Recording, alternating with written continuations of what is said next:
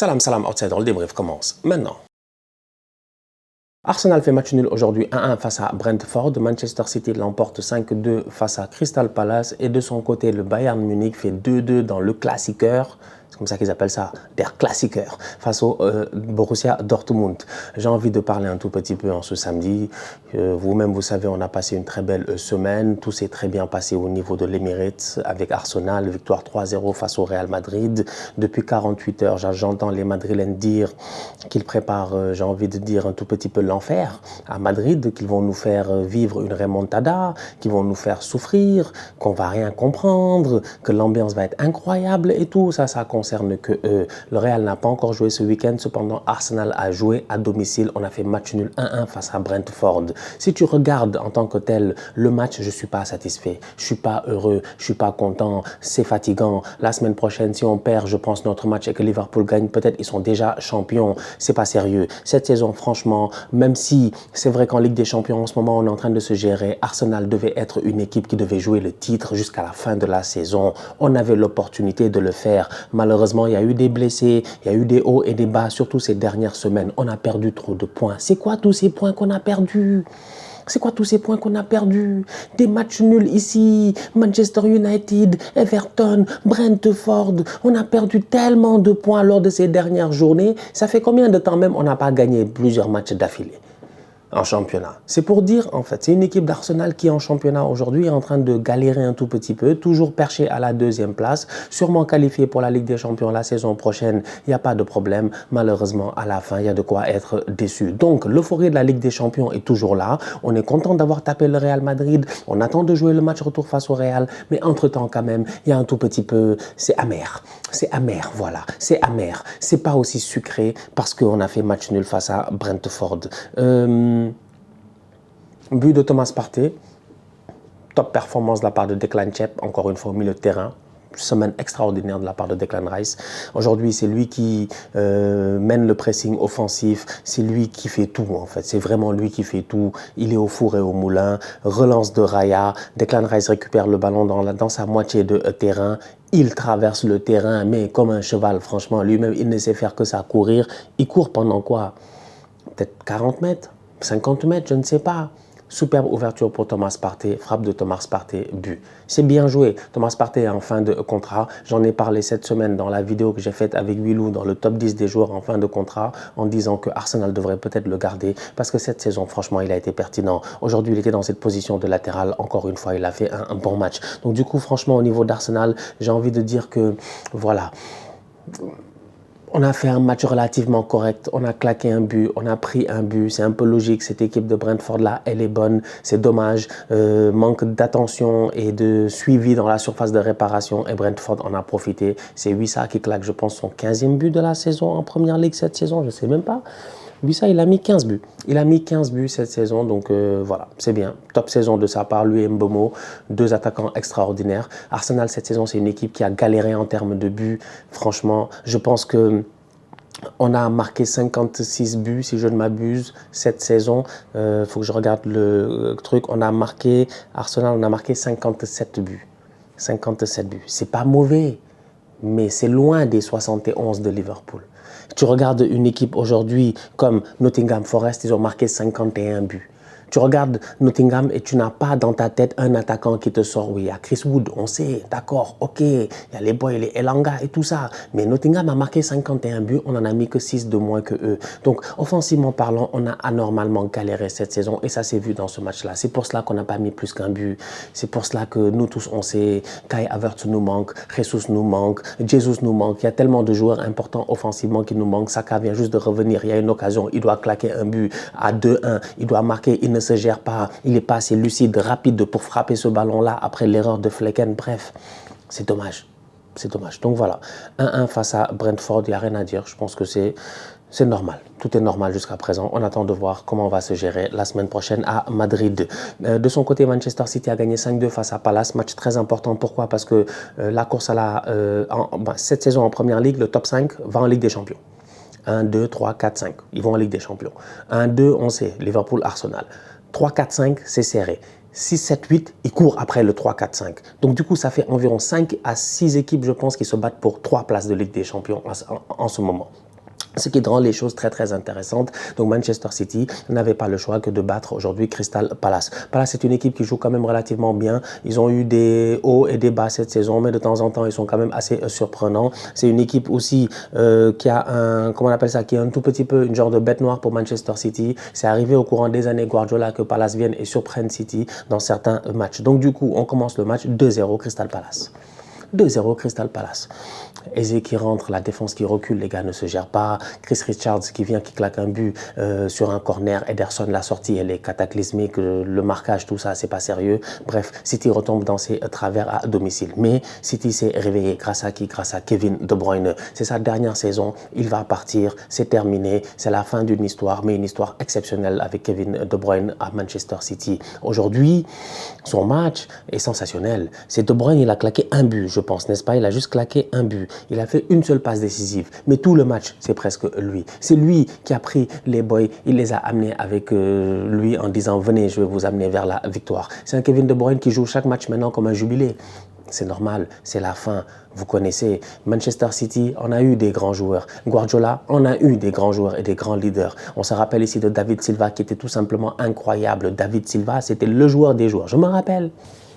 Et 2018, 2019, je ne sais même plus, 2017, 2000, ouais, David Silva avec sous Guardiola, c'était incroyable. Il y a un été où David Silva est revenu en pré-saison, il s'est rasé comme Guardiola. C'était David Silva sauve.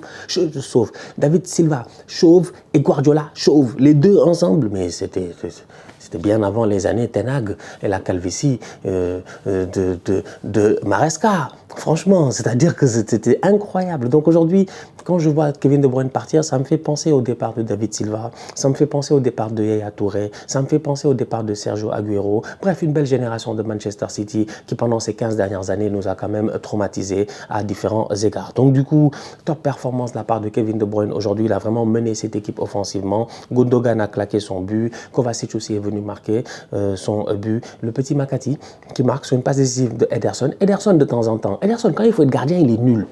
Mais quand il faut être joueur de champ, il est fort. Encore une fois, passe décisive d'Ederson. 4 passes décisives cette saison pour Ederson. 4 passes décisives en Première Ligue, autant que la plupart de ses joueurs. Deuxième ou troisième meilleur passeur décisif de Manchester City. C'est tout simplement incroyable. Donc du coup, il est à saluer. Donc le petit Ederson, le petit Makati, le petit O'Reilly, les jeunes qu'on va sûrement voir de plus en plus la saison prochaine, qui sont en train de s'imposer petit à petit en cette fin de saison dans un Manchester City qui est en transition. Cette année, elle n'a pas été bonne. Ils vont sûrement se qualifier en Ligue des Champions. Guardiola prépare déjà la remontada, le retour la saison prochaine. Donc du coup, je ne m'inquiète pas trop pour eux, d'autant plus qu'ils ont perdu Haaland. Le deuxième meilleur buteur de City derrière Haaland, je pense que c'était Phil Foden avec 7 buts. Et Phil Foden en a marqué, je pense, 5 ou 6 en janvier. Depuis lors, c'est un peu la 17. C'est un peu comme Cole Palmer. Un tocard, il a disparu, lui. Je sais pas, peut-être il a attrapé froid. Il a la grippe ou quoi? Cole Palmer, il y a 20 ans, il était trop chaud. Ça fait genre, je sais pas, 2 mois, je sais pas combien il n'a pas marqué. Bref. Donc du coup, Foden, c'est le deuxième meilleur buteur de cette équipe-là avec 7 buts. C'est loin. C'est très très loin des 20 et quelques de Erling Haaland. Du coup, depuis l'arrivée de Marmouche en janvier, tu sens qu'il leur fait du bien. Aujourd'hui, encore une fois, il est buteur. Et je pense que c'était son 5e but sous les couleurs de Manchester City. Donc du coup, bon match. De la part de Manchester City, belle victoire à domicile, 5-2. Ils se sont gérés aujourd'hui face à Crystal Palace. Et j'ai envie de finir avec l'Allemagne. J'ai envie de finir avec l'Allemagne en fait. C'est un match qui m'intéresse. Moi, c'est un match que j'aime beaucoup. Dortmund-Bayern, c'est un match que je regarde souvent, que je débriefe même presque chaque année. J'en débriefe au moins 1 ou 2, les classiqueurs.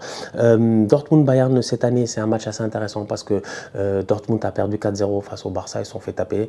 Le Bayern a galéré aussi à domicile face à l'Inter. Ils se sont fait taper, ils ne sont pas gérés, ils ne sont pas du tout gérés défensivement, les transitions et tout. Et aujourd'hui, c'est un peu ce qui s'est passé, tu vois. Transition défensive, le Bayern peut jouer un match pendant 45 minutes, avoir le contrôle du match bien joué, et c'est un peu ce qui s'est passé aujourd'hui. Il suffit qu'ils perdent un ballon, que dans la transition, le replacement soit un tout petit peu bancal, et automatiquement, c'est compliqué. Et aujourd'hui, encore une fois, je me dis au niveau du Bayern, il y a certaines individualités aussi, franchement, c'est pas des mauvais joueurs, c'est des bons joueurs de football, tu vois. Tu joues au Bayern, quand même, t'es pas un tocard, mais de temps en temps, tu fais des trucs de tocard. Et ça, c'est Kim, cette saison, combien de fois? Kim, on n'était pas là en début de saison. Il n'y avait pas un Bayern City ici. Ou un Bayern, je ne sais plus qui. Ou Kim a fait des bêtises, le ballon était là en l'air, machin. Je me rappelle. Je ne me rappelle plus du match. Kim, aujourd'hui, il a le boy Bayer. C'est Bayer qui a marqué, la Bayer. Mais s'il te plaît, il regarde. En plus, le pire, c'est qu'il prend l'information. Il regarde Bayer 1 fois, 2 fois, 3 3 fois, il prend l'information. Il voit qu'il y a un joueur de Dortmund et pourtant, centre au deuxième poteau, le boy de Dortmund vient passer devant lui comme du n'importe quoi et Kim est là en train de le regarder. Il n'a même pas sauté. C'est de ce genre d'erreur-là, en fait, qui tue le Bayern. C'est ce genre d'erreur-là qui les ont tués face à l'Inter. Une équipe qui est dangereuse, une équipe qui te laisse absolument rien. Ils ont pris 2 buts face à l'Inter, ils en prennent 2 aujourd'hui face à Dortmund. Le Bayern, j'ai envie de dire, doit se gérer défensivement. C'est vrai qu'ils ont perdu Manuel Neuer et que Urbik, c'est un gamin, mais ça va, c'est un enfant, il va apprendre sur le tas. Il faudrait que devant, Kim, d'ailleurs, et tout, ce soit des gars qui sont un peu plus sérieux. Sinon, mis à part ça, bonne performance globalement de la part des 2 équipes, match très intéressant. Au niveau de Dortmund, on va voir s'ils vont réussir à faire une remontada, ça m'étonnerait. N'empêche qu'aujourd'hui, sur plusieurs fois, ils ont été quand même dangereux. C'est passé à travers un Guirassy et un Guirassy très intéressant. Parce que le deuxième but de Dortmund, j'ai aimé. J'ai beaucoup aimé le geste de Guirassy. Le contrôle, la façon dont il amène le ballon, la reprise, franchement, c'est un geste de grand attaquant. Beaucoup de dextérité et de justesse dans ce geste-là qui amène ensuite le but de, je pense, le but de Anton. Donc voilà, on va voir ce que ça va donner au niveau de cette équipe de Dortmund-là. Vont-ils réussir à s'en sortir face au Barça? Ça m'étonnerait, mais bon, voilà. Saison compliquée à Dortmund, donc pas grand-chose à dire. Au niveau du Bayern, quand même, j'ai des choses à dire. Le premier, c'est un tocard, il s'appelle Leroy Sané. Moi, je ne sais pas. Franchement, je ne comprends pas. Je comprends pas. En fait, le match est très simple. Harry Kane, il est en attaque, il touche des ballons, mais il galère un tout petit peu. C'est difficile de le trouver et tout. De temps en temps, le Bayern peut paraître brouillon, même s'ils ont le contrôle du match. Donc, Harry Kane ne fait pas un super match. La dernière fois, face à l'Inter, il a raté une occasion. Il ne doit pas rater. Ces derniers temps, ce n'est pas le Harry Kane des Harry Kane. C'est des choses qui arrivent, mais j'espère que rapidement, il va se relever. Olysée, en fin de rencontre, il y a un tapis. Ça peut donner 3-2, il ne se gère pas. Superbe centre, je pense, de Stanisic ou je ne sais plus qui, là, qui fait un superbe centre, plat du pied du gauche. Il doit marquer. Il doit marquer Olysée. Il n'est pas assez concentré, j'ai l'impression. Il n'a pas le sang-froid qu'il faut. Il met le ballon à côté. Ceux qui ont vu le match, ils le sauront. Donc, je regarde le match, c'était comme hier. Thomas Müller, c'est le flair, c'est l'ancien. C'est ce ballon-là de Rafael Guerreiro, machin, qui vient d'un joueur dont je vais parler. Ça arrive vers Müller. Il lui met le ballon sur un plateau, Guerreiro vient, plat du pied. Donc, tu regardes le Bayern, était comme hier, il y a pas mal de choses assez intéressantes et tout, mais il y a un boy, il est under the level, il ne se gère pas, il ne fait pas les bons choix, c'est Leroy Sané. Il sort, Serge Gnabry rentre, le match, il change. Il y a un problème, il y a un problème, il y a un problème. Serge Gnabry, il est rentré, il a changé le match. Le but de Guerreiro, c'est Serge Gnabry qui rentre, qui perd fort, qui donne à Thomas Müller, remise pour Guerreiro. Le deuxième but, c'est Serge Gnabry qui prend le ballon, il court, Soule est en train de reculer, Soule, on le connaît, il est lourd, tu vois, mais il est lourd, mais des fois il va vite, il est léger, c'est incroyable. Soule, il est lourd, il est en train de reculer, c'est comme un caterpillar, ça fait bip, bip, bip, bip, bip. Gnabry, il avance, toi tu recules. Gnabry, il avance, tout le monde recule. C'est normal, il rentre tranquillement, il ajuste le gardien, il fait danser un tout petit peu les défenseurs. Top performance de la part de Serge Gnabry, qui va être très important dans une semaine cette semaine en tout cas face à l'Inter. Le Bayern aura besoin que ses joueurs offensifs se gèrent. Donc, que Harry Kane soit trouvé et qu'il soit létal, que Serge Gnabry et Michael Olise soient dangereux sur les côtés. Et après, pour le reste, quand même, ça reste une belle équipe du Bayern qui est capable de le faire. Même si l'Inter, pour moi, franchement, c'est le favori. Je ne parle même pas, mais pour moi, ils sont favoris. L'Inter, ils vont gagner la Ligue des Champions, on ne va rien comprendre. C'est les Lotocar Martinez et les Marcus Thuram. Une association de bandits. En tout cas, bon match. Globalement parlant, entre le Bayern et Dortmund, j'ai hâte de voir cette semaine en Ligue des Champions ce qu'ils vont faire. Ils n'ont pas le même destin, mais ça promet de donner. Ça promet de donner quelque chose d'assez intéressant. Ouais. Bayern-Inter, match retour. Je pense que je serai là pour le débrief. Cette semaine, je ne me suis pas géré, c'est vrai. Mais je pense que je serai là. La famille, on se capte très bientôt pour une nouvelle vidéo. D'ici là, continuez à liker, continuez à partager. On s'abonne, on s'abonne, on s'abonne. On est ensemble, on reste en santé. Toujours le plus important. Tous outsiders.